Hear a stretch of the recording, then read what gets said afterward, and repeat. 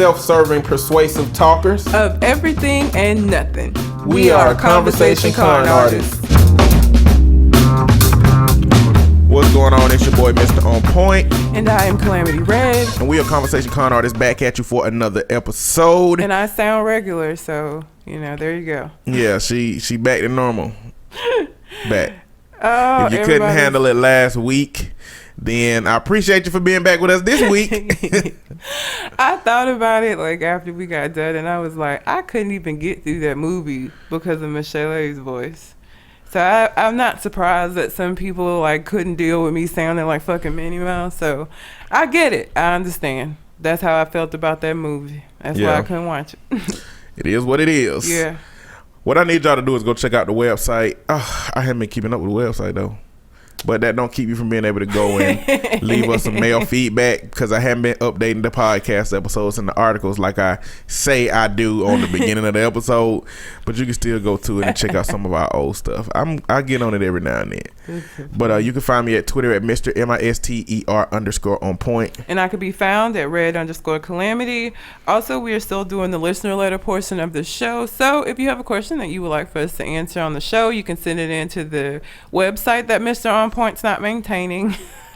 Or you can send it to our Gmail account, which is conversationconartists@gmail.com. We didn't have a letter this week, but we had a conversation that created a question that we just kind of wanted to talk about, and that is, are men who are sexually assaulted while they're in prison then gay when they get out of prison? I think if you're talking about gay, we're talking about, from my perspective, clearly there's heavy debate on it, of homosexuality is mostly a born trait, like something that you're born with. From my perspective. Now, there are life circumstances that can create a situation in which you will carry on male relationships in your life, but I don't know if that makes you gay, in the sense that I believe that you have that innate trait of being gay, or whatever creates you to being gay. That's predetermined before you're born. Because that's a whole lot more than, it's not really, because I don't think every man that comes out continues relationship with men. I don't know I don't know the statistics on that, but I don't know that they all come out and still decide to do that. And there could be many reasons why that is. It could be either that they found it pleasurable, or over time found it pleasurable, or that, there could be so many things. They feel so emasculated now. Became used to it. They feel emasculated, so they just, continue those kind of relationships instead of pursuing women, because that would have an impact, I think, especially with the way society views masculinity. Somebody that's been overpowered by a man or men constantly for over a period of time, I think that would have an impact on how that man felt about his masculinity at that point as well, just based off of society, not because it actually has an impact on how masculine he is, because you getting attacked is completely different. It would be very hard for you to get attacked by a group and come out on top. So it could be a number of things. I just don't think that has anything to do with them being gay. And them enjoying it could be they enjoy the physical part of it, or they might just enjoy being dominated and didn't know it. It's spectrums of all of this stuff. And I think, and just in this dialogue general, we're assuming that every man that goes to jail, gets fucked in his ass. I don't know. We're assuming that. Well, we said the ones that are sexually assaulted. The ones that are sexually assaulted. Not just men in general. But I think that's more or less the sexual assault? I don't know. I think it depends on a number of things, I would think, because I think somebody who's going to be in there for 20 years is more likely to engage in that, because it's either that or you just never have sex for 20 years. Well, I don't think it's about sex. I don't think it's about sex at all. Yeah. For some people, domination. Maybe it's about sex, because, if a dude that's already gay end up locked up, it might be about sex for him, Mm-hmm. you know. Or it might, the most powerful dude in the jail, it might end up being about sex for him, because you're gonna get it from somewhere. Yeah. But I think generally in prison, it's just everything has been taken away from you. The last thing you got left to barter with is your pride.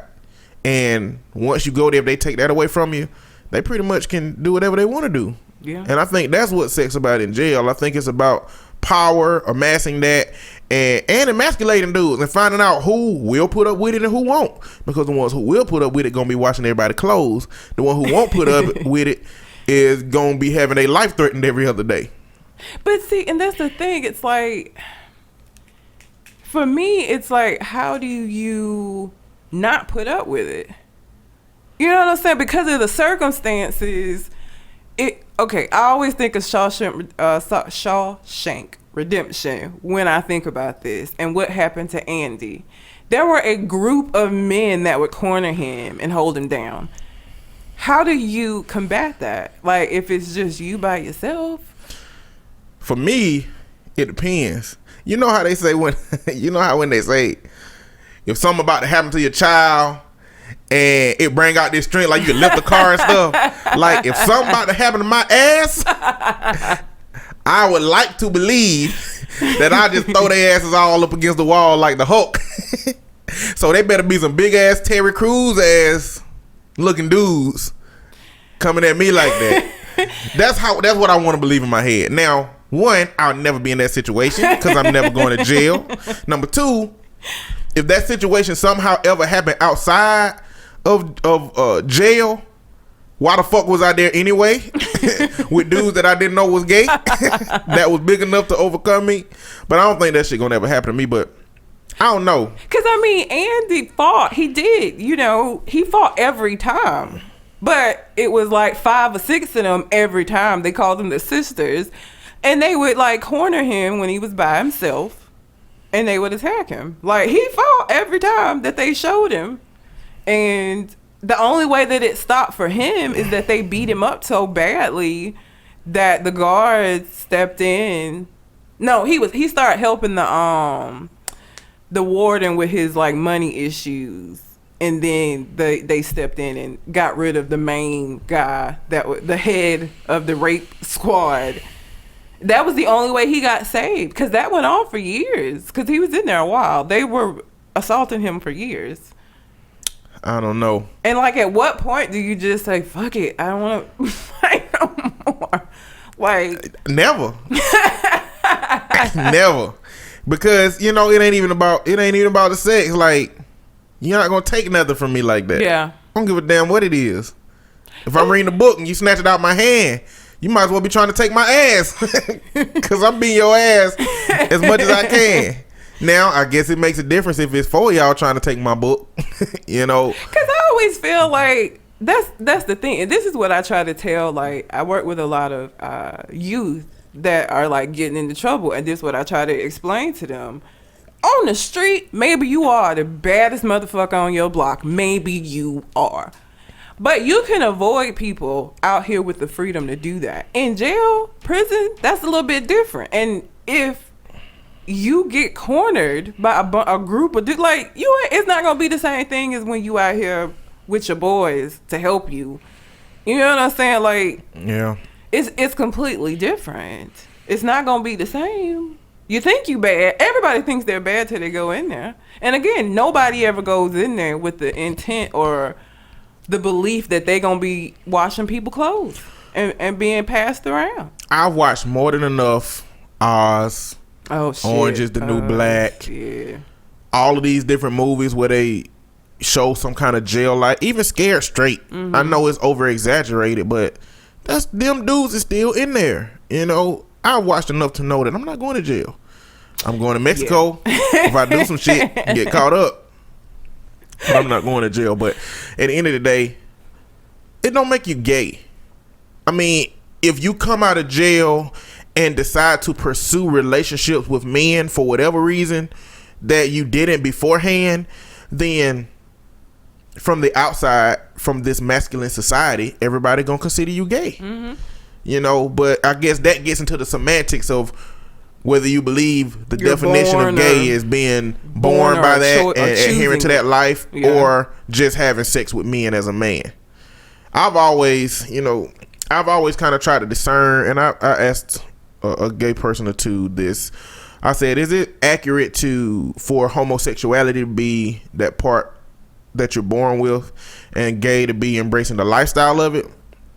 And he really just told me about what he does and doesn't like about the homosexual community, because he wasn't a very effeminate male as a gay man, and so he don't like that at all, the effeminate men. And so that's what people don't understand. It's a spectrum. Like, not all gay men are carrying. Not all gay men are Magic Johnson's son. Like, there's a spectrum. They're not all super effeminate. That's not how that works. There is a spectrum. And so, because I've heard people say, I wouldn't have even known he was gay. Well, why would you? Yeah. It's not like we all carry around flags saying, gay or straight, or have it tattooed on our forehead. Like, but you assume that because you think that all gay men are like, is it EJ? EJ, is that his son's name? I don't know. I think he's the junior. I think they call him EJ. Shit, I don't know. Every time I see him, they call him Auntie. So that's all I ever see. Every gay man is not like him. There's a spectrum. But society has put that stigma on it, because, and it's not because of what they do, but it's because of what is not acceptable for a man to do. If you're doing things that's not acceptable for a man to do, then you're gay. Because it can be something as simple as wearing skinny jeans. To somebody whole hood, anybody that wears skinny jeans must be gay. Yeah. It can't have anything to do with fashion, or using a lot of those, hand gestures that go kind of out, or having a higher pitched voice. They may or may not be gay. Yeah. But society is going to tell you that they gay because they don't adhere to those traditional masculine roles. Which gets all up in the rape culture and all that other stuff that we talked about last week. Yeah, pretty much.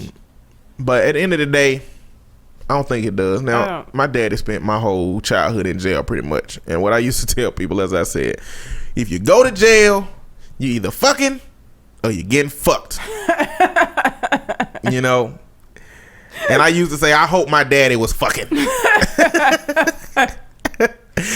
And that was just a part of me being silly. But, another part of it was also that stigma that I had of this must be happening to everybody, and the power dynamic in it happening, Yeah. I don't know.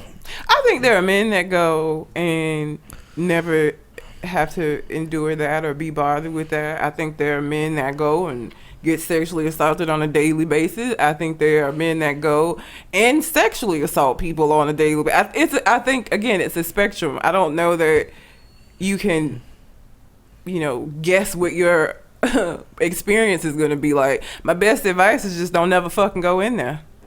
Just don't get in there. Don't go to prison. It's not a good place to be. And the guards don't give a fuck. That's another thing, is like, they're not going to protect you. They know what's going on a lot of the times, and you just gonna be in there with nobody to protect you. So just don't go to prison is what I would suggest. Just don't do it. Our system has shown that it don't care about prisoners.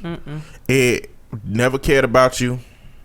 If y'all haven't seen that documentary called The 13th by Ava DuVernay, it's basically about the 13th Amendment and redlining and all of this different stuff about the prison complex and felonies that led to mass incarceration and things of that nature, and how it ties in all that. All of it is a little piece of that, but that's pretty much what happened. I mean, you're talking about a system that put a bunch of people in jail, black people predominantly, more than anybody else, and stopped caring about them because them being in there benefited somebody.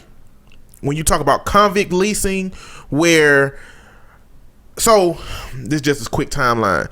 Once slavery ended, that's when felonies began.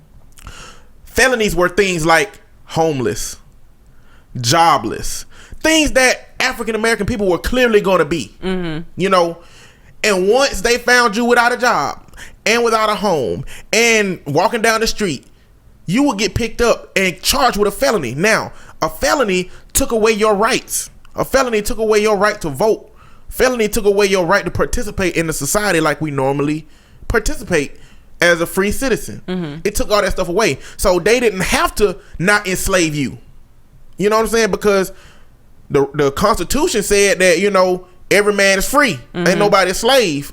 You know, everybody by the nationality, race, creed, all of that stuff. But once you a felon, you lose a lot of those rights in the Constitution. So they can do whatever they want with you. So what they did was, they got arrested, got a felony, went to jail, and they would lease convicts out to the businesses, the fields that had slaves before slavery ended. And they would just pay the jails for that. Yeah. So they could still get that free labor, but they pay the jail. So the jail became so intertwined in getting people arrested, putting them in jail, getting those felonies, and leasing them to all of these other businesses that we still got that today. We got the prison industrial complex where prisons want to be privatized so that they can continue making money. Like prisons right now, they make the parts that go into your cell phones and ship them. They make the parts that go into toys. They make the parts that go into a lot of these different organizations. JCPenney was one of them. Like, and once they got outed, they disconnected themselves from it. But they were getting low labor services from these prisoners, and they get out of jail and they can't get a job. Yeah. They got the same skills that an AT&T employee does, but because our society is so disconnected from caring about that group of people, that's what it is. To the depth of you having people talking about all life is life and all life is important as far as being pro-life, but if you're a prisoner, they for the death penalty. Yeah. It's contradictory. It don't make no sense. But that's just how like the cognitive dissonance that we experience when it comes to people that are in jail. We disconnect them so much from ourselves just because a large stigma has been placed on them. And so, I mean, it's really fucked us up in the way that we perceive that situation. And I mean, I say, like early in this episode, I said, you know, he shouldn't have did that little dumb shit. He wouldn't have went to jail. You know, whoever did what they wanted, if they didn't do it, they wouldn't have went to jail. Yeah. But they did it, so they go to jail. That's even insensitive. You know, even though I work in a profession where I work with people that before they go to jail, while they're in detention, after they get out of jail. You know what I'm saying? A part of me, like I'm not excluded from the conditioning in our society. Yeah. I'm trying my best to get away from it the same way as gay stuff. Early in my life, I was conditioned to say, that's gay. Or you gay when something that's not masculine is portrayed by somebody that I know. Yeah. That was me. And I remember I was in North Carolina working at a bar in a restaurant I worked in, and it was this guy I used to work with, big guy. He was gay, but I didn't know it at the time. You just, like we talked about earlier, I couldn't tell. Yeah. From those things that I think I'm supposed to be able to tell when a person is gay. And something happened, and I said, that's gay. And he said, no, it's not. And the way that he said it was implying that it would offended him some kind of way. Yeah.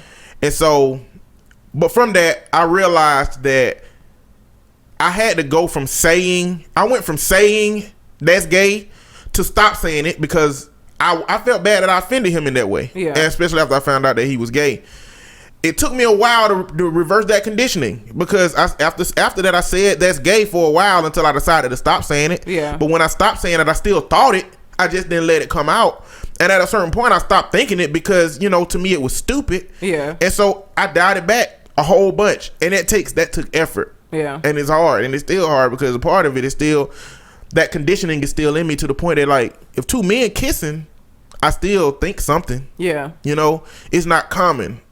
You know, but to be fair, if I'm okay with a man and a woman kissing, I got to be okay with a man and a man kissing, as far as I'm concerned. Yeah. With how I feel about it for real, but I don't know. That was a lot, but it just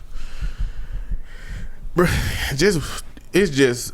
I'm learning over this. I'm learning right now at this point in my life that it's so much shit intertwined in what our society is that it's all chain linked together. It's all a big ass knot. Everything.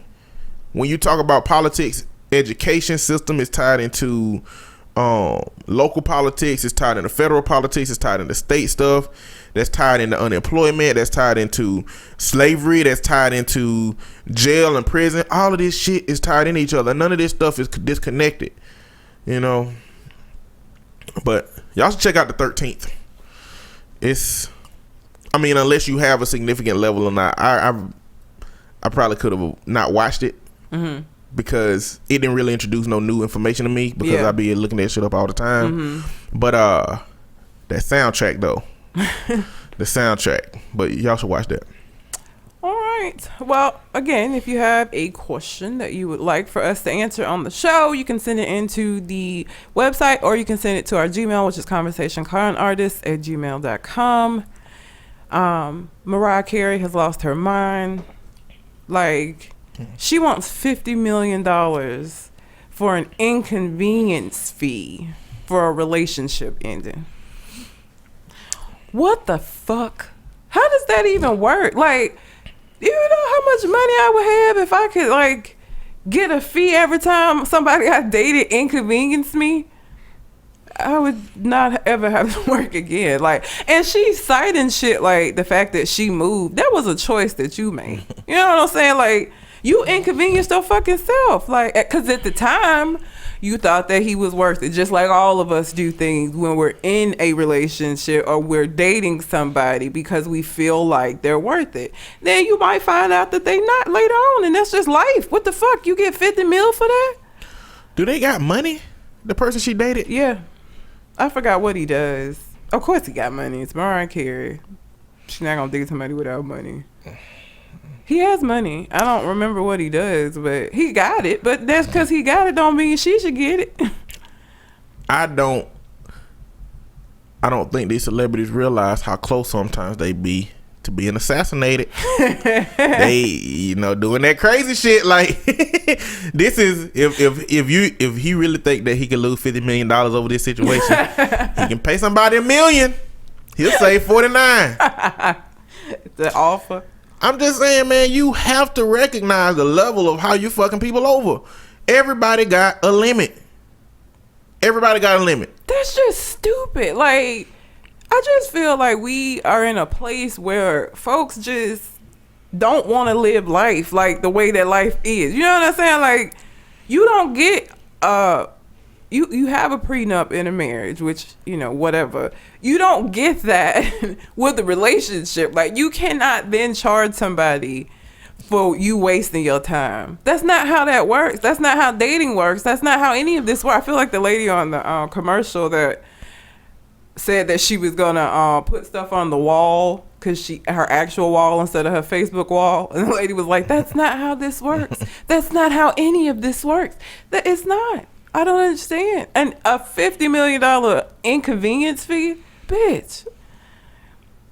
And I mean, it was really stupid stuff, like her moving. I think there was an incident with like one of her assistants. Like, it's the same shit that everybody that goes through when dating. Like, but because she's Mariah Carey, she deserves $50 million. Because he didn't make you move. You chose to move. She is entitled.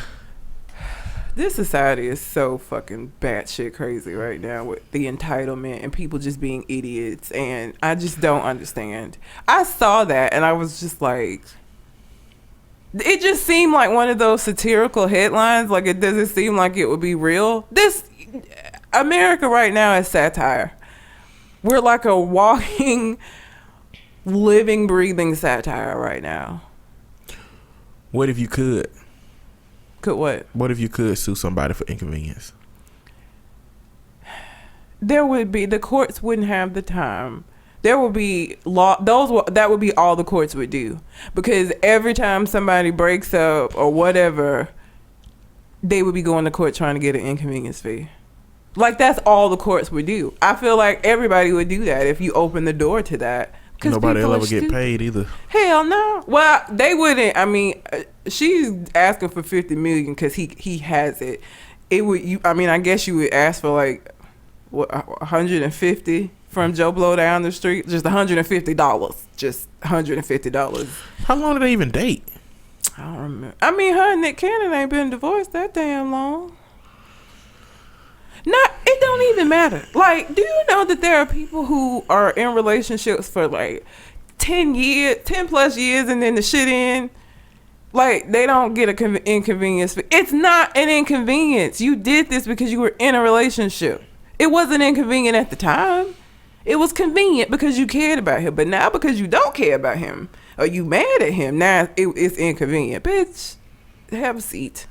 That is not how dating works. You don't just get. You get the fucking good and the bad like every fucking body else. Exactly. Unpredictable. Yeah. You don't know what it's gonna be. The person that's you got today might not be the same person you had tomorrow. And you know what? When that person ain't the same person that you had yesterday, you go and you just fucking be gone. That's it. And you don't get nothing. You get no restitution. Move the fuck on with your life. That's just what. Again, people don't want to live life as it is. I have to understand. That shit was so ridiculous to me. Like, again, it looked like a satirical headline. It did not look like something like a real live person with a brain in their head would do. Like, and then I think another thing that she listed was that he had promised her some money at one point. Well, bitch, we broke up. Why would I give you money now? Like, if I told you 3 weeks ago that I was going to do this thing for your birthday, and then we break up before your birthday, you just don't get whatever the fuck that was now. We not together no more. I don't owe you shit.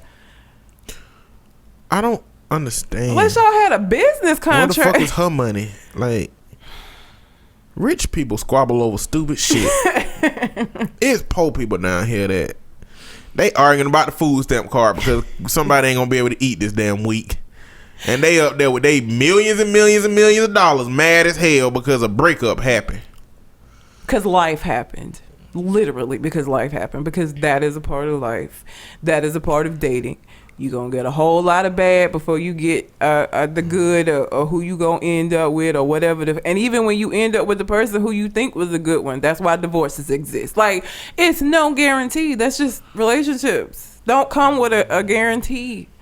They just don't. For no one. It don't matter who you are. Mariah, you not any better than Jane who just broke up with Joe. Like, it's the same fucking thing. You don't get an inconvenience fee. And if I was a judge, I wouldn't even entertain that shit. I would drop that shit with the quickness. Like, I'm not finna do this. You're not finna take up my time in my courtroom for some bullshit. I'm sorry. No. Inconvenience fee. The only time you ever see that shit is when you're trying to pay for shit online that you're supposed to normally go somewhere to pay. Talking about some damn inconvenience fee. And she called it inconvenience fee. Yes, fee. She should have called it inconvenience fucking bankruptcy hell. $50 million? Inconvenience fuck your life. That ain't a fee. A fee is something that is just unless he a billionaire. I don't think he might be. I can't even remember what. Like, she trying to take half of this nigga money for inconvenience fee. At marriage, the best you can get is half. Yep. This was dating. After a bad marriage in which that person was found to done some wrong shit. She ain't even talked about nothing wrong. She just said, I've been inconvenienced. I want $50 million. How the fuck petty is Mariah Carey? Like, I ain't never been too fond of Mariah Carey. I liked that song when I was little, Always Be My Baby. The video was cool. Emotional song. I like that shit. I don't give a fuck about nothing else she's done. Who the fuck I like request this kind of shit? The song from the Prince of Egypt movie that she did with Whitney. I like that. Don't know what that is. I like the song she did with Boys to Men, but that's 80% because of Boys to Men. 20% because of her. Inconvenience. Fuck.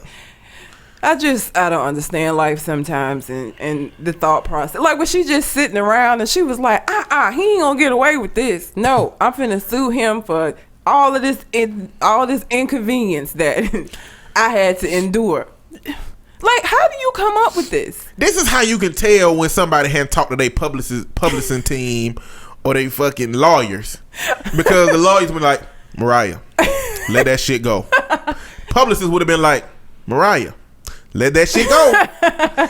And here she come out talking about some, nope, I want $50 million for an inconvenience fee. Do you know how stupid you sound right now? Do you know how many tens of thousands of people ain't gonna buy your album because of this shit now? The next album that you come out with was probably gonna be a fucking number ones album. Yeah. Because you come out with a number ones album every fucking year. Cause her song, like, her voice ain't the same. This what happened when you do shit like charge people inconvenience fee. Jesus, take away your voice. That is what happens when you are super petty. Exactly.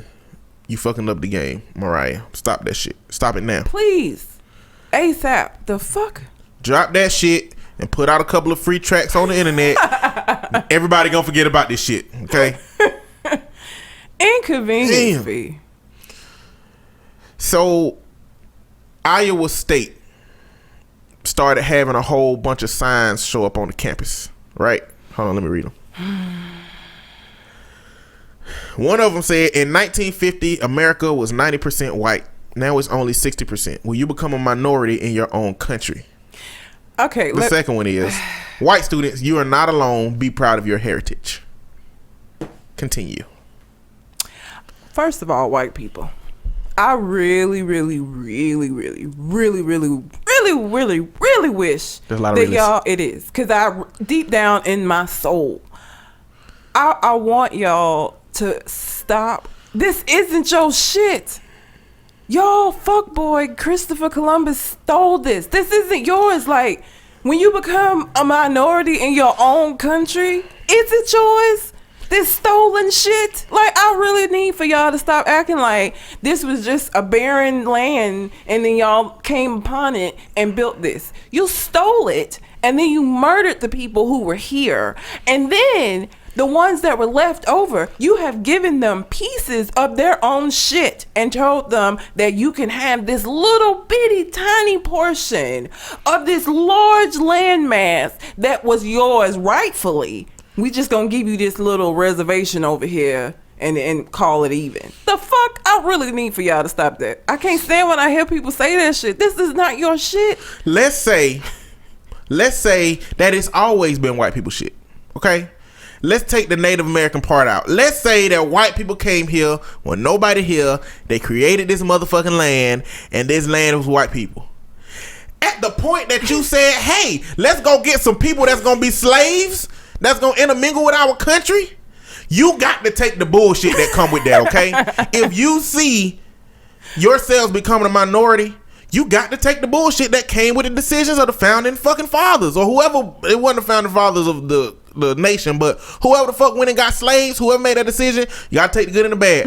This society and culture was made by slave labor. The South excelled because of slave labor. There's a lot of shit that exists because of slave labor, without the bullshit that other countries have had to endure because they didn't have that, or they didn't have it in such a mass way that we did. What happens when you bring another culture over to do slave work for you, at some point you're going to start losing your own cultural identity. Because that was the second thing I wanted to address. The whole be proud of your culture, your heritage. Yeah. What is your heritage? You have a history of stealing and murder and mistreatment of human life. What heritage that you? Yeah, okay. If you want to be proud of that, I mean, I suppose. Like, and now this message ain't for white people. It's not. That don't feel this way. Exactly.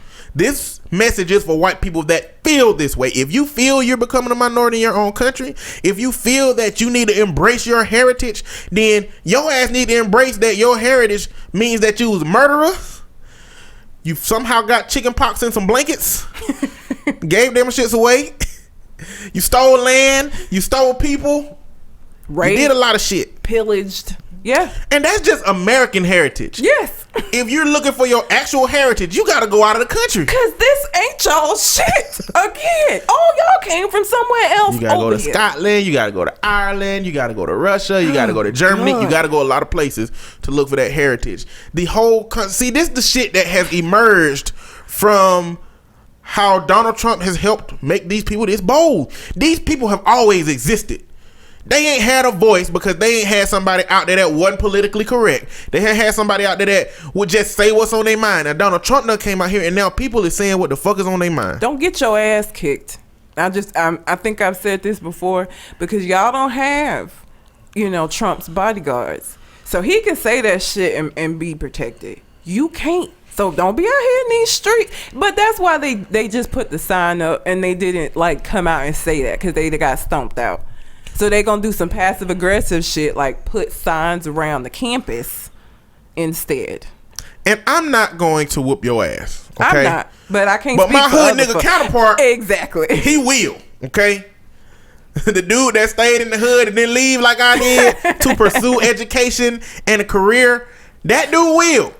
And you know what? Absolutely. Me and him get along. Okay? Just want to let you know.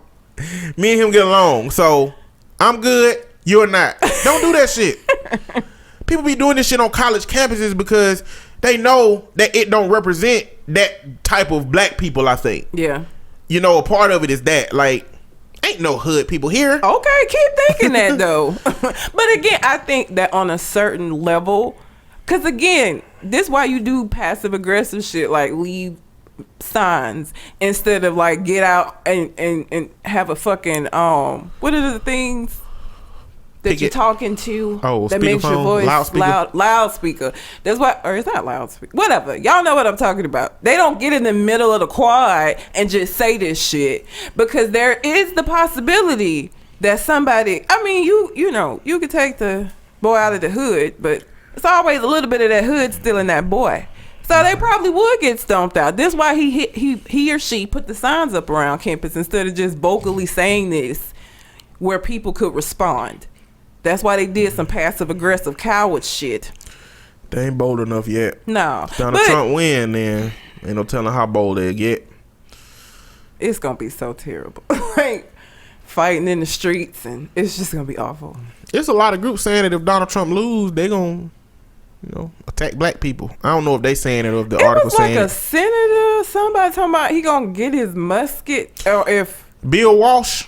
Yes. He Bill gonna Walsh, pick up his musket. Said if Donald Trump lose on November 8th, on November 9th, he gonna have his musket. First, I was like, why the fuck do you have a musket in this time? And why would you get that? Why won't you get your fucking automatic assault rifle or whatever the fuck is legal? The highest shit that's legal, and use that. But here's the thing that, again, with shit, people saying shit like that, even if you have like a handgun, and I'm sure he was saying musket to be funny or to go back to like the Civil War times, but you gotta understand that it's gonna be people coming back at you that do have assault rifles. Like, this isn't gonna be, this ain't then. It's not the same thing. So you might want to be careful about even saying that shit. I don't know, man. When you look at those videos of where a white man are walking down the street with assault rifles and the police just ride on by, and you look at one with black people and they stop and jump out and be like, get on the ground. You know, like, if it's a war in America, it's going to be a situation. If it's a civil war between, I don't know if it'll be between black and white people. At this point, I don't even think it would be black and white. Because I think that there are, I mean, white people find Donald Trump disgusting too. I think it would be more like, I wouldn't even say Democrats and Republicans, because the Republicans are over him too. I don't even know what the war would be. Like, I don't know what I would title it. The reason it will be black and white people is because the white people that don't want to be involved will be able to sit down and not be able to be involved. Oh yeah, that's true. That's the reason. And because we black, because we have brown skin, we won't be able to avoid that. We won't be able to do that. Yeah. You know, if a white person ain't with all that shit, they can still walk downtown and not talk to nobody and nobody think twice. Yeah. But if I walk downtown, everybody gonna be having their eyes on me and somebody gonna be thinking about doing something. Yeah. And so, I mean, and that's the difficult part. That's one of the parts of white privilege. If you don't want to be a part of the shit, you don't have to be. You can sit down. Black people can't just sit down. No. You know, Indian Americans, they can't just not be perceived as terrorists. The Latino Americans can't just not be perceived as illegal immigrants. Like, your skin color, your features, they create how the world perceives you. And with what we've gone through in our history, those are our perceptions. White people can always sit down. White people can always, you can move to Vermont. Yeah. It's less than 0.02% black people in Vermont. Like, you can go places where you ain't got to worry about seeing black people. And you ain't even got to worry about your town being racist, because they are racist, but ain't no black people around for them to act against. You know what I'm saying? So, I mean, but we can't do that. I can't do that. No. If I go to Vermont, then we're going to see how racist these towns is. You know what I'm saying? So, y'all need to leave Sierra alone. Ciara and her husband, Russell Wilson, are expecting their first child. And Twitter just got insane, calling her a hoe and talking about how fast it is that they're having this baby and all of this shit. And I'm just like, what is wrong with y'all? This woman is having a baby with her husband. The child she already got was with her fiance. It didn't work out, but they were in a committed relationship. Like, why y'all got such a problem with Ciara? Some of y'all out here, you know, had to go on Maury to fucking find out who the father of your child is, but you telling me she doing whole shit because she having a baby with her husband? Like, I don't understand. They probably calling them women hoes too. But I think that the scale on which they put wholeness is very skewed. If there is a situation in which you put a woman that is married to her husband and about to have a husband or a baby in a scale of wholeness, you fucking up. So the only measure of you putting her in that scale of wholeness is how close that she had a baby to after she broke up with her ex fiance and got with him and married him. Y'all got the game fucked up on that wholeness scale. That shit, it don't make sense. It don't make, and I mean, it's like people, I didn't really know who Russell Wilson was prior to him getting with her, but their whole relationship, people that had shit to say, like, look, can she live? Future is out here with bitches tattooing his name on their hand and shit. You know, like, that's some whole shit. That's whole shit. Her having a baby with her husband, not so much. And I don't give a fuck how long they been married. Do you know people get pregnant on their wedding night? Like, people have babies quick in their marriages. Like, this is not a new thing. It's not, like, crazy. Like, I just don't understand what your problem is with Ciara. Like, I don't know why you care so much. Why do you care so much? Like, what the fuck? I saw it and I was like, oh, they're having a baby. And I moved on with my life. It was only until I saw how everybody else that was reacting that I was just like, did I miss something? I think with before she got with, or right after she got with Russell, she was branded the bad guy just because she took her son really quickly around him. Y'all hoes be moving motherfuckers in y'all houses with your children after you've known them for 2 weeks. Well, let me put it like this. With what we know about Russell Wilson and his character and everything we know about him, he is the dude you want to bring your fucking kid home to, okay? It don't matter what time, it don't matter where. He was there. You know what I'm saying? He knew the situation. He ain't said shit about shit. Nope. This whole time. Yep. He is the stand-up dude. Kudos to Ciara from my perspective. You know what I'm saying? For moving. I mean, she did a fucking 360 on that Future shit. Hell yeah. Because they could Russell not Wilson be shit. more different. They like night and fucking day. Like, she crept out of the darkness on over to the light with him. She did. Because honestly, I was more upset with the Future relationship and her name and the fucking baby Future. This is his stage name. That made me mad. I was mad about the baby's name because this child got to go through his whole life. And I know he's going to have money, but he still got to go his whole life being Future. So do you know what else is going on with Future right now? What else he done now? Scottie Pippen. Oh yeah, he's getting divorced from his wife because wife. Future had sex with him, and he says because Scottie Pippen wouldn't give him an autograph when he was younger.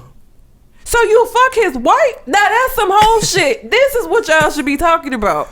You fuck somebody's wife because when you were a child, he didn't give you an autograph. Are you fucking kidding me?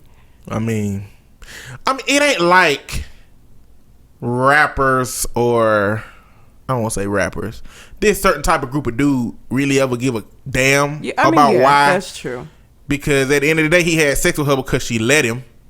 You and know? How are you gonna go from Scottie Pippen to fucking Future? See, that's what I'm talking about. Ciara's change, that makes sense. Scottie Pippen's wife, no. This don't make no sense. You go from Scottie Pippen, who got long money for days, money forever, to Future, who I really think at some point he just gonna go into oblivion the same way most of these fuck shit rappers do. Yeah. But y'all want to talk about Sierra having a baby with her husband though.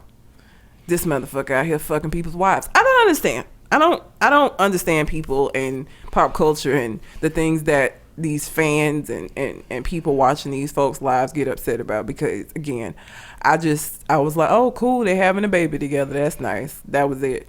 But the Scottie Pippen one, I did see that, and I that shit's so stupid. It's fucked up. Future putting all this bad. If you believe in karma, some bad coming for him. Yep. Cause he done a lot of fucked up shit. He ain't helping nobody or nothing. Like no. He ain't said, because of when little fucking Future Junior get older. Yeah. And he go looking for shit about his mom and daddy. He ain't gonna find no positive words, no good shit. Like no. He gonna be calling Russell Wilson daddy. Oh yeah, for sure. Like, because when you spend time with Future and you come back and spend time with Russell, there is gonna be a clear fucking difference in the quality of those experiences. Night and day. And then Future got what, 7 other kids or some shit. He has a bunch of children. And here's another thing that pissed me off. Talking about double standards while I'm on this. Speaking of Sierra bringing her son around Russell Wilson, nobody had shit to say when Future was bringing Sierra around all 47 of his fucking children. Why wasn't that something to talk about? Because he also brought her around his kids very early on. Did nobody have shit to say about that though? But because Sierra is a woman, it's a problem that she brought. And it's Russell Wilson. It's Russell fucking Wilson. Are you kidding me? Like, come on. Seriously? Little Drake, damn it. Little Future gonna be like, Daddy, Russ don't never smell like no pine cones. What is this? Daddy Russ don't never have 2 women in the same house at the same time. What is this? Like, he gonna make Future mad. I promise you. He gonna fuck, because Russell Wilson is gonna give that. I feel like, I don't know. I feel like a Cosby-esque. I feel like Russell Wilson is gonna be the father that kids should have. That's what I feel not like. Not Cosby. Huxtable-esque. Not Cosby. No. Huxtable-esque kind of childhood. Yeah. That's what I think. I don't know. I mean, from what we know about him and just the persona that he put out, if any part of his persona that we see is actually him, then it's gonna be a problem for Future. It's gonna be a problem. Y'all leave Sierra alone, I guess the moral of the story at the end of the day. Let her live her life. Shit. And y'all just worry about who your children's daddy is. The fuck? So TD Jakes got a new TV show, I think. Maybe a talk show. I think it's a TV show where they talk about, current events and all of that shit, which is different for a pastor. You know what I'm saying? Pastors don't normally get into that stuff. And in an interview he did, I think he believes that he can do that without it being gossipy. The problem, I think, and you know what? It's admirable, because he said that he might be taking himself out of a job by doing this on TV instead of, in a church. But he said he feel like he can reach a lot more people doing it this way. Now, I don't know if that means I can reach a lot more people because, I want the faith to be spread, or I can reach a lot more people and that mean my number's going to be higher and I can make more money from the situation. Because I think that's what we're seeing with mega churches these days. Is like, not to say that you don't care about faith and how people, delve into their faith, but you definitely give a fuck about the money at a certain point. You know what I'm saying? Like fucking what's his name? Creflo Dollar and the whole plane wanting his congregation to buy him a private plane so that he doesn't have to fly around on commercial flights. Fuck out of here, sir. And they gonna do it. Oh yeah. Because, they were already raising the money for it, yeah. It's like, because it's the way the system is set up, it's really just like paying to get into heaven. At least perceptually, because you really don't know if you're gonna get into heaven by tithing that 10%, because you got to do other shit too. You buying your pastor plane ain't gonna get it. Nope, you know what I'm saying? But he made a comment about the kids today having the problems that they are having because they haven't been raised in the church like his generation was raised in the church. How you feel about that? Why you had to bring this religion shit? We ain't talked about religion in a while, Red. I mean, yeah, but every time we do, I just feel like it's gonna be a thing. Okay, so I think we avoid the religion mostly on purpose. we do.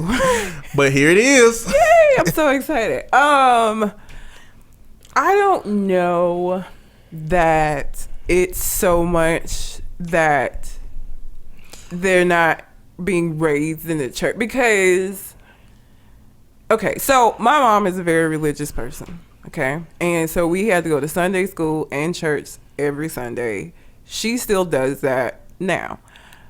I don't know that I am who I am. I don't know how much of that is because I went to church one day out the week. Because most honestly, to tell you the truth, I was half asleep most of the time. And I always felt, even as a kid, that the sermons weren't garnered toward me. You know what I'm saying? I ain't got no bills. I don't have kids that are out of control. Like, none of this shit has anything to do with me. So I was just there.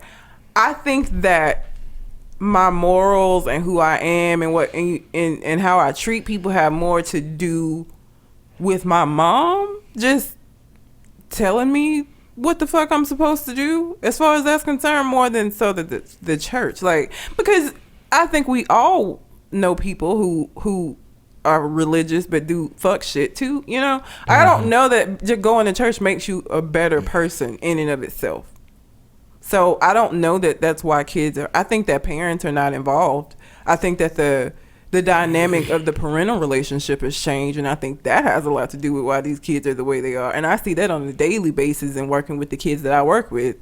The way that the parents have either a very hands-off approach with them, or they're helicopter parents, or they want to be the kid's friend. And so, you know what I'm saying? They don't want to make them upset. So I think the dynamic of how parents are with their kids has changed. So I would attribute it a lot more to that than church. To go along with that, the variable that's changed more than anything in that time period is how early parents have been having kids. That too.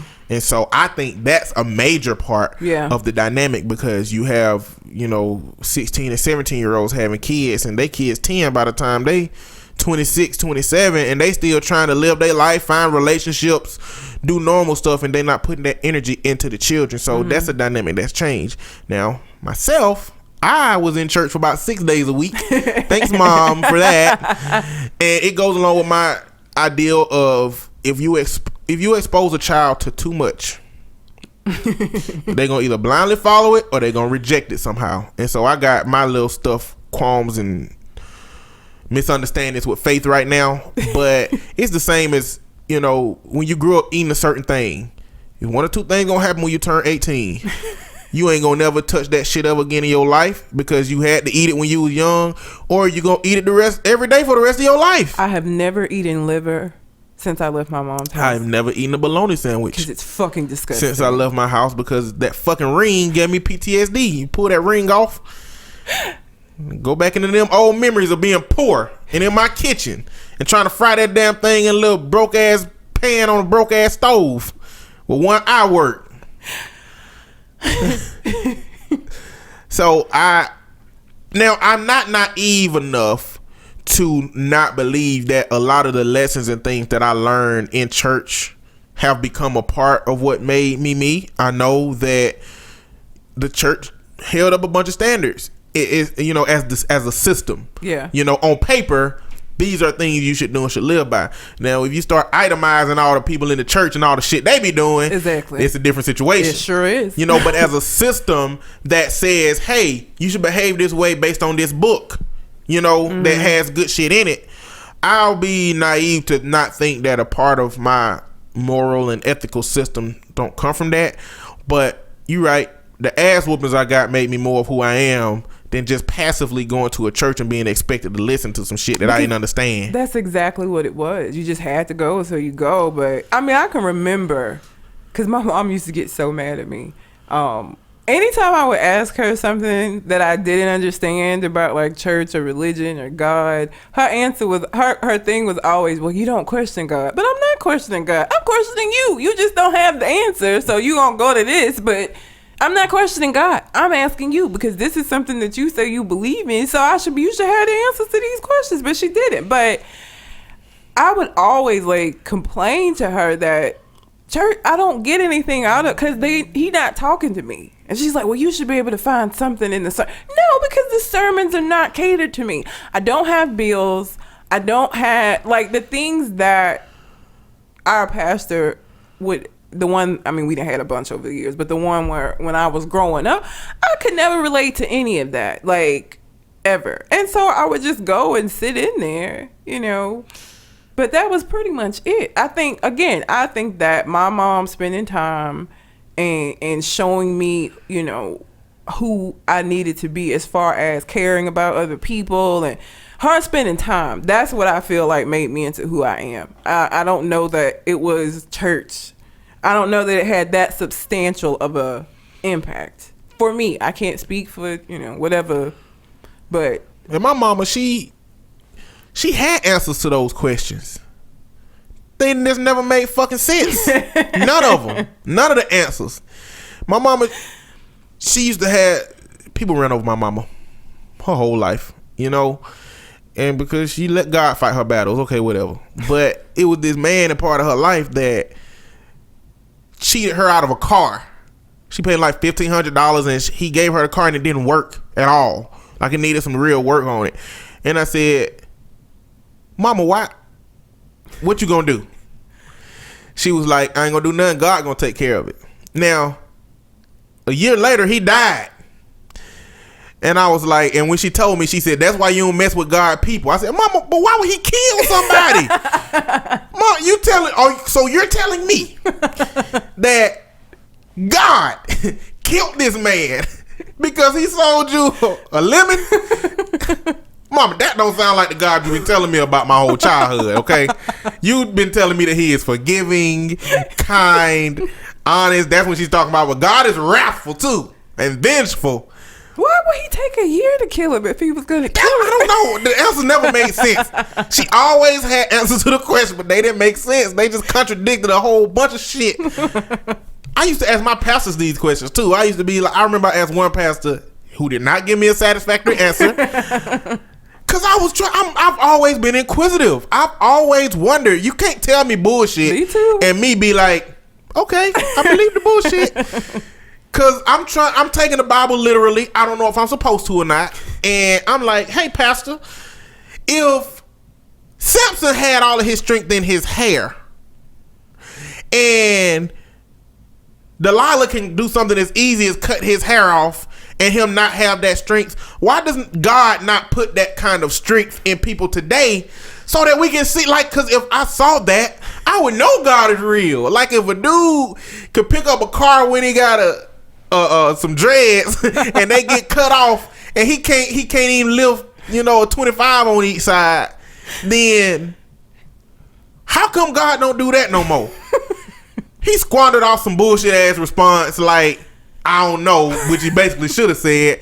And I was no closer to satisfaction of the truth than I was before the question. Like, and so that's just been my experience. So you know what I'm saying? But none of the stuff in the Bible happens anymore. Like it all stopped. like none of it. Like none of it happens anymore. Like the miraculous miracle. Like none of that stuff happens anymore.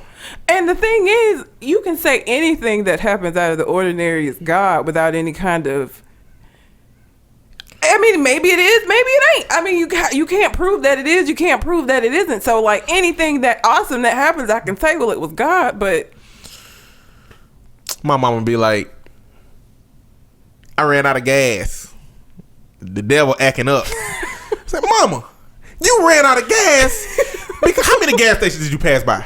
One, I know where you live, so I know you passed by at least 2. I know where you go, so I know it was at least 3 on the way. Why didn't you stop and get gas? That ain't the devil acting up. You made poor decisions today.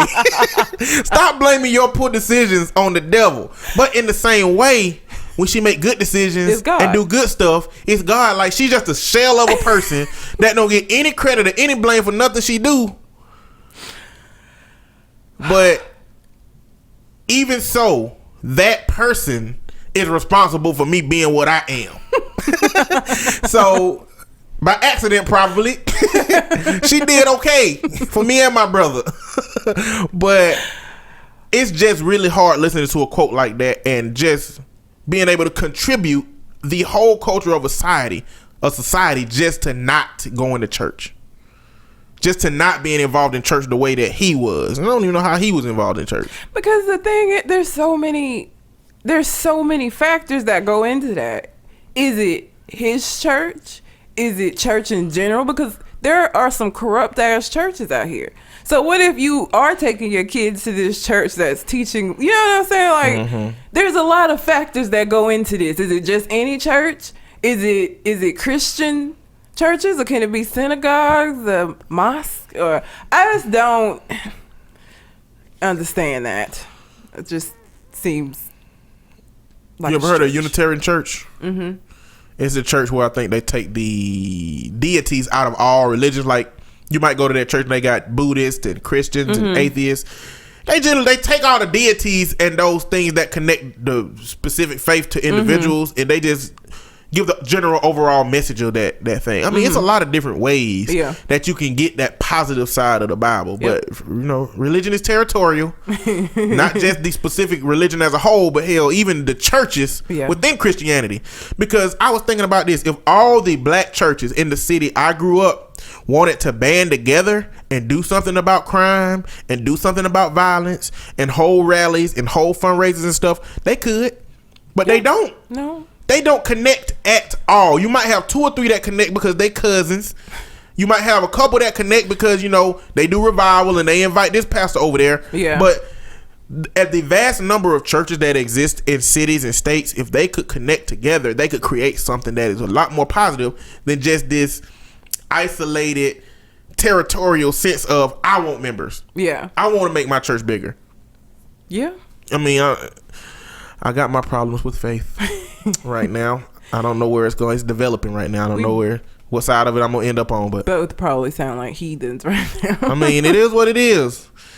Might not like this part of the conversation, but this is how faith exists for some people in this world. Yeah. I'll never be an atheist, you know, because the problem I have with theism is the certainty that something exists.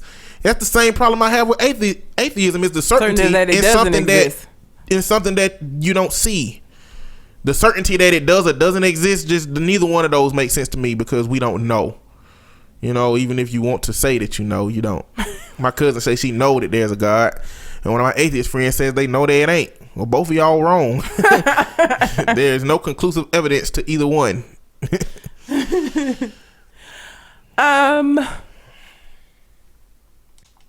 So Raven Simone is leaving The View to do a reboot of her show That's So Raven. Raven Simone's not known for being very intelligent or making good decisions sometimes, and I think this is a stupid decision. You're gonna leave The View like where you know you're gonna have a gig, like you know that that's gonna happen, to do a show that may or may not get picked up for more than a season if it doesn't do well, which I don't know that That's So Raven is going to do well right in 2016, 2017, whenever the fuck they air it. Like, I just don't know. I don't know that people were sitting around like, man, I wish That's So Raven still came on. Like, I don't know that they were clamoring for a fucking remake. And especially, she's what, in her 30s now? Like, I don't understand. I don't know why you would leave like that's like me leaving a job that I know I have to go apply somewhere else. Like, before I know I got the job, I'm just gonna leave the one I got. I think this is one of those situations where I think she was probably forced to leave anyway. Because like the last month I've been reading like articles about The View and the hosts and all of their conflict that they've been having and stuff. And I mean, it wouldn't surprise me if she might have saw a ticking time bomb about to go off and just decided to go ahead and step over to something else. Because the decision makes so little sense to me that gotta be some other shit to it. Yeah. To me, you know, that's what I think. I don't know though, but I never liked That's So Raven. It was just prop comedy. It's goofy. Like, It wasn't humor. It was no. basically just doing silly, crazy shit to try to connect with kids, I guess. I don't like that kind of humor. This is the same way I don't like Adam Sandler, and they just try to do stuff that's kind of silly. They don't. It's not funny. They don't be funny. They act funny. Yeah. I don't know. It's the best way I can put it. And I think, what is it, Orlando Brown? Don't he got like some drug problems and stuff now? Not only does he have drug problems, but about 3 weeks ago, he put out some audio or snap or something that was talking about him and Raven Simone wild, crazy sexual relationship. So he ain't gonna be on the reboot. She ain't addressed it at all. I ain't seen her address nothing about it, but he was just on there talking about some wild stuff that they used to do when it came to sex, talking about how her body and her nipples looked and stuff. And wow. Yeah, like he was getting real specific with it. So, well, that's drugs to do that to you. Yeah. Like, I don't ruin his reboot chances. So they're either gonna write him out of the reboot, or they're gonna just get somebody else to play his character. Yeah. I mean, I don't know. I hope it is. I would have much more respect if she was just like leaving a sinking boat. Yeah. As opposed, because I just don't see it doing well. I don't see a That's So Raven reboot on Disney. I don't even know what kind of shit comes on Disney right now. Maybe it would be popular amongst the kids, but I feel like the kids that watch That's So Raven are going to be older now. And it hadn't been enough time for it to be like nostalgia. Like if they brought back something from our childhood where we would be excited about it because that was so long ago. That's So Raven, I don't know. I just don't know that this is gonna go more than a season. I think they'll get like a pilot and a couple of episodes, and then it'll get shit reviews, and then it'll go away. Let's say that there is not a sinking ship and all of the people that's at the View stay at the View. Do you think they would get another young black girl to represent her role? Because you got old black lady, old white lady, young white ladies, and then had a young black lady. You think that they gonna try to fill that role with another diverse age group range of person to be right there, like Raven Simone represented? Probably will. Maybe somebody a little more intelligent. Hopefully, a little more black. They need to get Solange on that bitch. Oh, that shit'll never happen. They'll never get Solange pro black ass up there. That'll never happen. She too black. And Whoopi Goldberg, she be teetering the line. Yeah. When you start talking about color purple related shit, she black as hell. And when you start talking about white privilege and shit, then white people ain't a problem. Like that's kind of how her mindset be going. I can't tell. You can't tell what she gonna say about race. No. One day to the next.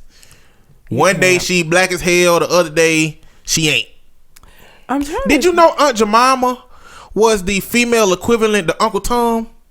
I did not know that. Yeah. I know the syrup's delicious. It is. But I think that it was also created in that time with that character because of what Aunt Jemima represented. Racist ass syrup. But it's so good. It's tasty. It's delicious. I liked Aunt Jemima's. But how racist would it be if the only reason that they shaped it like her because syrup is black as hell, and when you fill up the tub and it's shaped like her, it just make her black as hell? That's racist. But then when it's empty, she's white as shit. Okay. That would be a reason why they wouldn't do it. Honey, when the syrup's gone, she's white. Y'all need to change this back to a regular container. That's what they do. I don't know. But I'm not going to watch the That's So Raven reboot. I'm not going to do that. I know that's not going to happen. That's what I'm not going to do. Shit, I ain't watched the old damn. I didn't either. Shit. I don't watch nothing on Disney. I watched a couple of episodes to know that I didn't like it. I think and it wasn't even at my house. I think I was at somebody else's house and it was on and I don't know. I don't remember how I know about that so Raven. Because I feel like, what year was it? I was an adult already. I don't know. I feel like I was already an adult. I could tell you. I don't know. Anyhow, moving on. It at least ain't came out in the era of social media, because we'll be seeing clips of that shit all over the place. Mm-hmm. So probably early 2000s. I mean, I might have. I was too old for that shit. It was either in high school or college. One.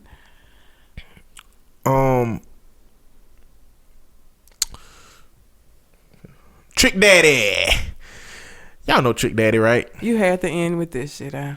He got lupus. Now I'm gonna end with Donald Trump shit. Okay. He got lupus. He's a part of the Eat a Booty clique. He, used to hang out with Trina. Today he ain't shit. He ain't got shit going on. But he just put out a video talking about black women. Y'all need to tighten up. These Spanish and these white women are getting fined. And all that shit y'all doing ain't helping y'all case. If Spanish and white women learn how to fry chicken, then it'll be it for y'all. Because that's all we do that's what we're good for, is frying chicken. Let me tell you something about Trick Daddy. The Spanish and the white bitches can have him. Please, go ahead, take him. Who the fuck is gonna care? Like, have y'all seen Trick Daddy?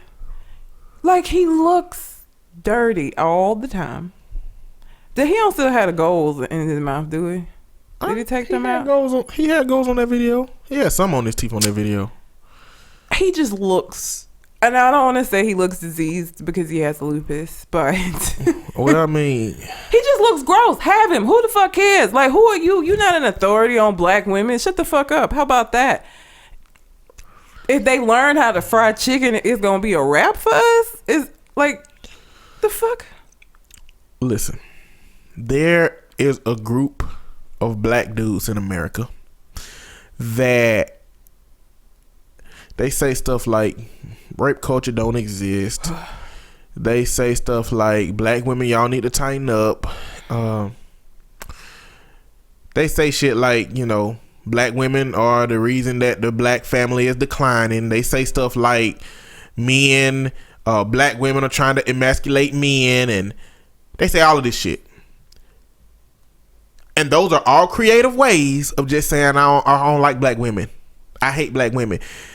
I just wish they would just say, I hate black women, so that we can know not to listen to your ass. I wish you would say that, because they say all this other creative shit surrounding that shit. I mean, what they really want is what all men in our society want. What they really want is for women to be in their old submissive ass role, where men get to maintain all the control and women don't have shit, and they get to be the ones who dictate the show. That's what they want. Fuck those guys. Fuck them. But that shit is over, motherfuckers. It ain't here no more. Nope. Times is changing. What's sad is that you want society to change in a better way for you, but you want it to regress for my black ass. Like, that's just fucked up. You want respect. You want equal treatment for y'all, not for me. I'm not included in that. Fuck those guys. Fuck them. And you know what? In an old podcast, I talked about it's a group of white people that I don't have time to expend energy on trying to talk about racist shit too. Yeah. It's just a waste of energy. Yeah.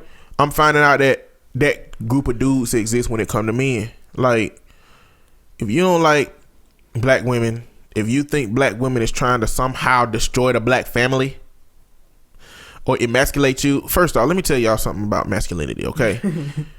I got into a dialogue with this dude on Facebook about masculinity and feminists trying to destroy masculinity. Either you masculine or you fucking not. Either you're a man that do what the fuck a man's supposed to do for yourself, your family, and everything that comes along with that, or you're not. Ain't nothing a feminist black woman can do to take that shit away from you if you're doing what the fuck you're supposed to do.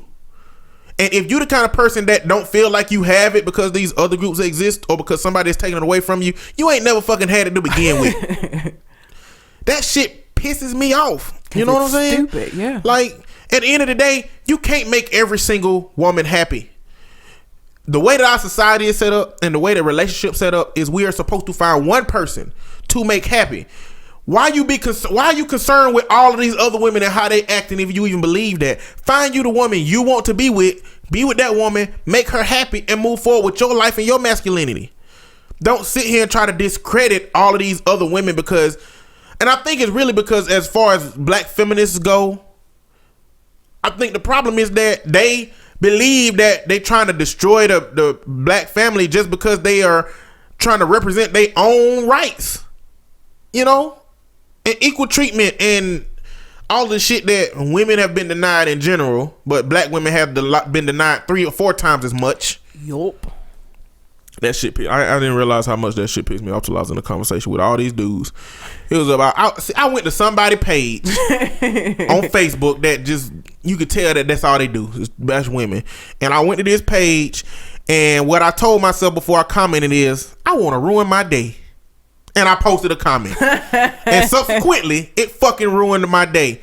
Now, don't get me wrong, ruin my day means that I'm perturbed for 2 minutes. It don't really bother me for real. But it was just 6 or 7 dudes just being condescending to me, belittling me. But from my perspective, that shit helps your debating skills. It helps your communication skills. When you put in a situation where you get fucked up, like the more and more high pressure sales situations you get in, the easier it is to get out of them holes at some point, you know.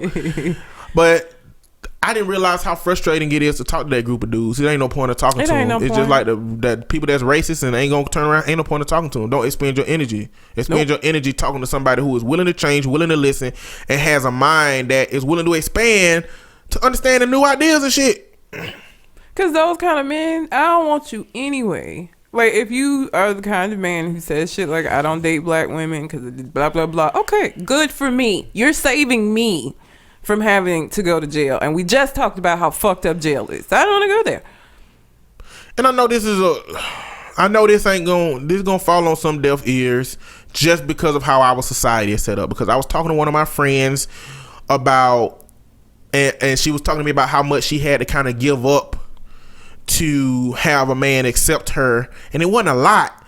But I was like, you know what? If you don't want to be with somebody, you shouldn't have to give up nothing. You should be yourself. But I recognize that as male privilege, because as a male in society who ain't never been expected to give up shit for a relationship, I can say that with confidence and not worry about it. But see, women have always been in a position to have to give up something to be with a man. And so I recognize that wasn't really the appropriate message to tell her, because though I still believe it, it's not that easy. Yeah. In an instance where the man that you want to be with is telling you that you got to give up something to be with him.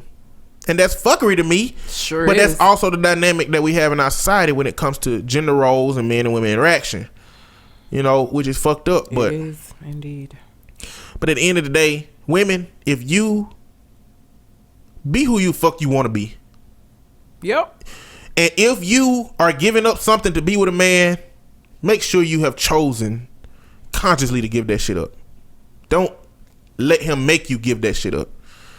You know, I mean, at the end of the day, to me, still being able to maintain some of yourself and some of your identity is still much better than just submitting to be with somebody. And it's healthier, because people in general, it's not just women, but people in general, when they do that, there's no guarantee that this relationship is going to last forever. And so then you've given up all of these parts of who you are. So then when he's gone, well, who are you now? You know what I'm saying? Like, you always want to keep that sense of identity about yourself, because there's no, like, there ain't no guarantees in life. Yeah. And you don't know whether or not this relationship is going to last for you to be changing into somebody that you may or may not like for him. Then when he gone, now what? It's a lot harder to go back to who you were if you get too far away from it. So, yeah. It's not healthy. It's just not healthy. So, be who you want to be, women. Pretty much. For better or for worse. But that's for everybody. I mean, these are relationship dynamics that exist sometimes. I mean, sometimes men are going to run into women who expect you to change somehow for their comfort and their convenience. If you are anybody that's changing for somebody, do that shit because you want to, and you consciously know that it's something that you are even willing to give up if that's the case. Don't just fucking close your eyes and wake up a year later and don't know who the fuck you looking at in the mirror. That's that shit that you should be afraid of happening. Yes. Anyway, the last thing I got to talk about is Donald Trump. Fuck that guy too. Election coming in 8 days. Listen, y'all, I mean, ain't nothing I can say that's gonna change what the fuck y'all gonna do. But what they finding out now with the early voting is there's a lot of people out there in the lines that don't know who the fuck they gonna vote for while they in the lines. I've been looking at the reports of that shit. It's people out there today that's voting. Well, not today because it's Sunday, but that's out there who don't know who the fuck they gonna vote for in the lines. That shit is crazy to me, you know. But how Sway? Like, how are you? Okay. But I was talking to somebody that if you take away Donald Trump's bullshit, all the fuckery he said, everything negative about Donald Trump, take all that shit away. And if you take away all the negative shit about Hillary Clinton, take away all of her email, whatever you think bad about Hillary Clinton, take all that shit away. Hillary Clinton is vastly more qualified to run this country than Donald Trump. That's just the fact. I don't give a fuck who you is. I don't give a fuck what you say. That is a fact. It is. You know what I'm saying? Yeah. I will respect you if you tell me that is true. But maybe with all the other stuff added, maybe she's not the best for security of the country. Because of the shit she done been through as far as Benghazi, as far as the emails, because all of that shit that she done is related to the security of the country. But are we any more secure with him? It ain't that we more secure with him. It's that he ain't done nothing to show that he ain't responsible with it. The FBI said she ain't do nothing wrong, but she wasn't responsible worth a damn. But he hadn't done nothing to show that he would put the security of the country at jeopardy. Not from the outside in. He putting the security of motherfuckers inside the country at jeopardy. That's what he's doing. I mean, I just feel like again, I know that the president can't just launch missiles, but I don't think he needs access to the launch codes either way. I just don't think he needs them. And this is a fucked up ass thing to say as an American citizen. And I don't know if I won't call myself a patriot, but you know, whatever. No. But it wouldn't bother me if he was the president. If he became the president, I would really want shit to fuck up the next 4 years. Just so for the rest of history, we motherfuckers who didn't support Trump can be like, we told y'all motherfucking asses. But the only reason I don't want that to happen because he can do 30 or 40 years worth of damage in one presidency. Yes. That shit has been done before. Yes, and the shit Bill Clinton did is going to continue. It's going to continue. That mass incarceration shit is going to continue. You can do 20, 30, 40 years worth of damage from legislation. So and if anybody can do it. So that's the reason I didn't want him in. And that's not to say that Hillary Clinton can't do no fucking damage, but I just feel like the damage that he would do would be more harmful to my community and the things that I value, and mental health and counseling and LGBT and Latinos and immigrants and Indian Americans and Asian Americans. I feel like his 30 to 40 years worth of shit can do more damage to those groups, and I don't think that the 30 or 40 years worth of damage that Hillary would do it to my community. What she would probably do is some shit related to corporations and bigger industries and shit. That like she'll may do shit that 30, 40 years down the line will give them more reign or more issues. But that's just what's important to me when it comes to them elections. But what Donald Trump said in his last situation was, we have these ghettos. This is the first time he's used the word ghettos. These pockets of land in which there are bad problems, horrible problems, blah, blah, blah. And he said, I quote, the violence, the death, the lack of education, no jobs. We're going to work with the African American community and solve the problems of the inner city. He proposed a new deal for Black America. And so, one, I just don't like the whole idea that that's what we are. Black people are just in ghettos, and black people are just poor, and we just kill each other, and we violent, and just that's all we consist of. Do you live in the inner city? Because no, I don't. I don't live in the inner city. That generalization, the fuck, is fucking the game up. Like that's what when he see a black person, that's what he sees. You know what I'm saying? Like when he see Omarosa, he probably think that she grew up in the hood, growing when she was little, but don't know just because the color of her skin. And that just makes her even more stupid to want to work for somebody that views you like that. The second part I was thinking, it was like, what the fuck kind of deal? I don't even want to know. Could he come up for just black? Like when you go to Walmart, free watermelons for everybody. Kool-Aid is going to be 50% off for all of y'all. Grape sodas, chicken drumsticks, flour, oil, y'all will get those things. We are going to create subsidies. We are going to give y'all the foods that y'all like.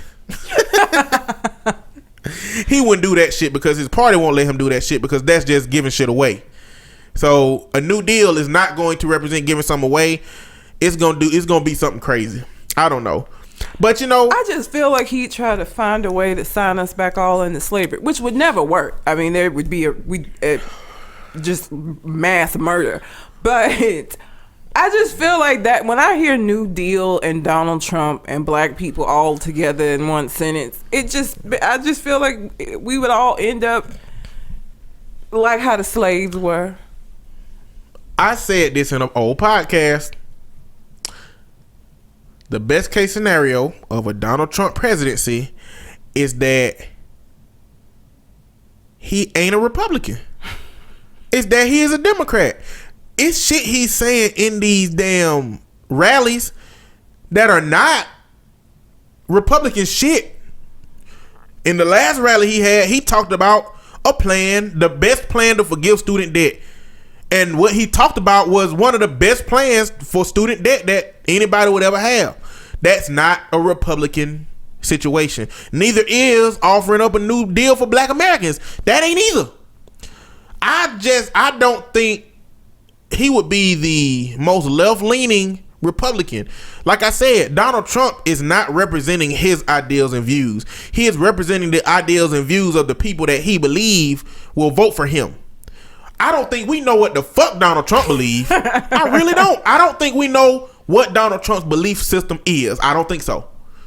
You know what I'm saying? So I don't think we're going to get a racist ass, xenophobic ass, sexist ass president if it's Donald Trump. No more than how much a fucking 70 years old is supposed to be racist in America. You know what I'm saying? I that's the best case scenario to me. And if he gonna be the president potentially, I hope that's the case.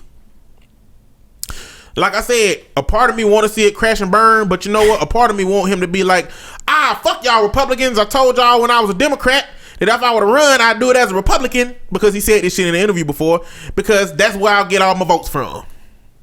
So I don't know. And I guess maybe because it's so close to the election, that's part of me rationalizing the idea that Donald Trump might be a president. That's a part of me justifying how I might exist and how I might feel if Donald Trump become a president. Shit would be so fucking terrible. But he did talk about repealing Obamacare, which that ain't gonna work. That ain't gonna work. Now with an alternative solution, you can't just stop that shit. It ain't gonna work like that. It's a system that's been intertwined in the last 4-5 years. You can't just stop it. You're gonna have to find some alternative shit that exists to replace it with. What if his new deal was like The Purge? The Purge? Oh, hell no. I saw the last Purge too. I don't really watch shit like that, but I saw it. It wasn't a bad movie, but ain't no fucking way in hell I'll be out there getting my ass about purged. And you know what? To me, that shit wouldn't reduce crime. No. I think it'll normalize crime. I think that if a purge happened, I think in that world that exists, they make the narrative that it keep crime low because you get one day a year where you can do shit. But what if you got 5 people you want to kill, but you couldn't get the number 1? You gonna want to kill them you're not gonna wait a whole year to kill them motherfuckers. That don't make sense to me. You gonna go kill their ass. Like on Purge morning, like how would they know? Like on Purge morning, you can literally go to their house and kill their ass. How they gonna know that you did that this morning instead of last night? It's gonna make crime go higher, at least for a 3 or 4 day span. Like I don't know, that shit don't make sense to me, but whatever. I just feel like that his new deal would be like The Purge. It'd be some purge shit. The only way it'll be a new deal for black people is if we were the only ones that got a chance to purge. Everybody else just had to get the fuck on. That's how to be a deal for black people. Otherwise, it'll be a deal for white people. They doing that shit already. I don't know. It just sounds scary. But that's all I got. Fuck Donald Trump. Fuck that guy. Fuck him. I'm not gonna be able to say fuck President Trump and it be taken well kindly. I'm probably still gonna be saying that shit though. Fuck that dude. Because I still say fuck Bentley and he's our governor. Fuck him. You know, I'm not. I won't say it. I won't say that. I won't say fuck President nobody. Have I said fuck President somebody? I don't think I said fuck President Bush. I said fuck President Bush. I mean, outside of meaning it. I'm saying it now, but I said it about Bush. I don't know. I don't know. You know, President Obama becoming the president has put a new perspective on the presidency for me, and it just make me feel like I just need to. The president is a hard ass job to have. It is. It's a hard ass job to have. Yeah. I just feel like if nobody else is gonna respect them, then I can at least respect the fact that they made it there, regardless of my lack of understanding of how the fuck they made it there. We here now. I ain't gonna respect him anymore just because he has president tax. No, I ain't gotta respect the person. I gotta respect the position. Oh. You know what I'm saying? So I say fuck Donald Trump on November 7th, and I say fuck Donald Trump in 2020. But then 4 year span, I be quiet. When he leave, I'll be talking again. Friday reference for y'all motherfuckers that don't know that. But anyway, that's all I got. You got anything else on your mind? I'm horrifically hungover. Wonderful. I've never drank a day in my life. It's not the same. Being 31 and hungover is completely different from being 21 and hungover. I will say that. It's like being hungover at 21 is like getting hit by a bicycle. Being hungover at 31 is like getting hit by a Subaru 18-wheeler. Well, it's gonna get worse at 41. So what's gonna hit you at 41? A plane? I'm not gonna be getting hungover at 41. You say that now. I'm not. The only I went to a Halloween party on a boat for a cruise. Like Halloween and New Year's are the two times that this happens usually.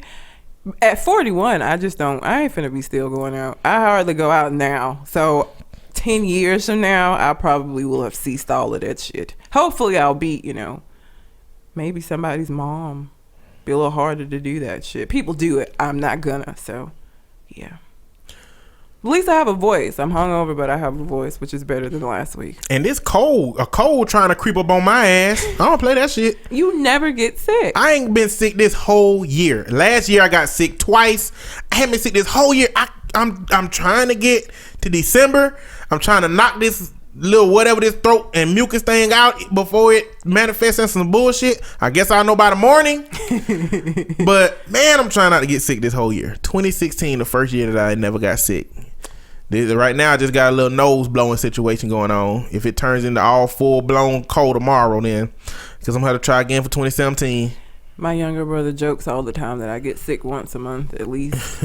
But I've always had a very weak immune system. Like I almost had to repeat third grade because I was out. Oh, and I was legitimately sick. Just like you with this cold shit, I'm probably gonna get sick from this. I don't have a cold yet. Okay. I just have a buildup of mucus that's causing me issues that if the bacteria within that mucus don't get handled ASAP by either releasing that mucus, however that does, then it will develop into a cold because it will spread through my body. Whatever you need to avoid that shit. Whatever you need to tell yourself to feel better, you do that. When I call your ass in the morning and tell you I'm moonwalking out the house fine, I want you to remember this shit you talking right now. We'll see what happens. We'll see. But anyway, until we come to the next conversation, we out. Holla.